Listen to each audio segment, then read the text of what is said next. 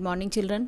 आज हम कक्षा 5 हिंदी सरिता का दूसरा पाठ हिंसा पर साहस की विजय पढ़ेंगे। आज मैं इस पाठ का भावार्थ बताऊंगी। प्रस्तुत पाठ में गुरुदेव रविंद्रनाथ टैगोर ने साहस और धैर्य का परिचय देने वाले एक प्रसंग का वर्णन है। अपने समक्ष साक्षात मृत्यु को देखकर भी वे विचलित नहीं हुए और अपने कार्य में उसी तत्परता से लगे रहे। गुरु रविंद्रनाथ टैगोर अपने अध्ययन कक्ष में तन्मयता यानी मग्न होकर से साहित्य सृजन कर रहे थे। उनके चारों तरफ किताबें ही किताबें थीं। उनके आसपास क्या हो रहा है उनको कुछ भी मालूम नहीं था। उनके कक्ष में एक व्यक्ति ने प्रवेश किया। इस बात का रविंद्र बाबू को पता ही नहीं चला। उस व्यक्ति के चेहरे पर हिंस भाव यानी हत्या का भाव दिखाई दे रहा था। उसके हाथ में एक लंबा छुरा था और वह रविंद्र बाबू के पास आकर खड़ा होकर बोला, तुम अपने प्रभु को याद कर लो, मैं तुम्हारी हत्या करने आया हूँ। यह बात सुनकर विश्व कवि रविंद्र बाबू का ध्यान टूटा और उन्होंने आंखें ऊपर उठाकर देखा और पूछा, तुम मेरी हत्या करने आए हो? देखते नहीं हो मेरे हाथ में छुरा है, मैं तुम्हारी इस ज़िंदगी को ख़त्म करने आया हूँ। उस व्यक्ति ने हाथ में छुरे को नचाते हुए कहा।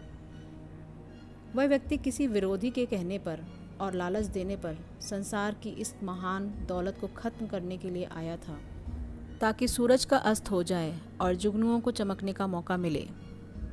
रविंद्र बाबू ने उसकी तरफ देखा जैसे किताब का कोई पन्ना देख रहे हों। उनके मन में भय और मृत्यु का डर नहीं था।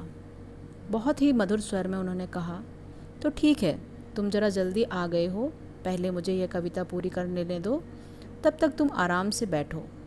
वह गुस्साया और बोला, मैं मूर्ख नहीं हूँ, तुम तब तक अपनी रक्षा के लिए अपने सेवकों को बुला लोगे।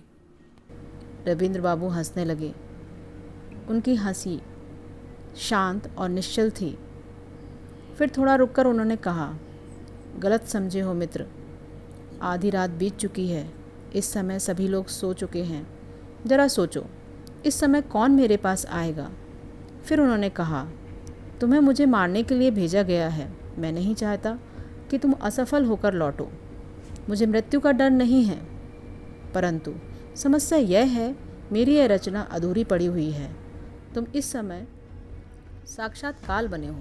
तुमसे मैं विनती करता हूँ कि थोड़ी देर इंतज़ार करो और मेरी रचना पूरी हो जाने दो।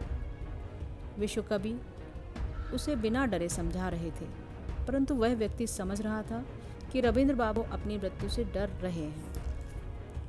इसलिए वह जोर से बोला, मेरे पास समय नहीं है अभी, और इसी क्षण मुझे अपना काम करना है। अपनी कलम नीचे रख दो और मरने के लिए तैयार हो जाओ। हत्या के उद्देश्य से आए उस व्यक्ति को ऐसे समझा रहे थे जैसे किसी जिद्दी बच्चे को समझा रहे हों। जब वह बार बार समझाने पर भी नहीं समझता तो उसे जिस तरह डांट दिया जाता है, उसी प्रकार रविंद्र बाबू ने उसे डांटा, चुप बैठ जाओ और मुझे अपना काम करने दो। हत्या के उद्देश्य से आए वह गुंडा देखता रह गया। रविंद्र बाबू चुपचाप अपना काम करने में लग गए। उनके इन शब्दों और मृत्यु की ओर से लापरवाह अनजान रहते हुए अपने कार्य को पहले प्राथमिकता देने वाले साहस ने हत्यारे को हरा दिया। वह कुछ पल वहाँ ठहरा और बोला, गुरुदेव मुझे क्षमा कर दीजिए, मैं आज एक बुरे अपराध से बच गया। कहीं हाथ उठ जाता तो एक देव पुरुष से भारत ही नहीं सारा संसार शून्य हो जाता और वह जैसे आया था वैसे ही वापस चला गया। इस कहानी से शिक्षा मिलती है कि साहस और धैर्य से बड़ी बड़ी मुश्किलों पर विजय प्राप्त की जा सकती है।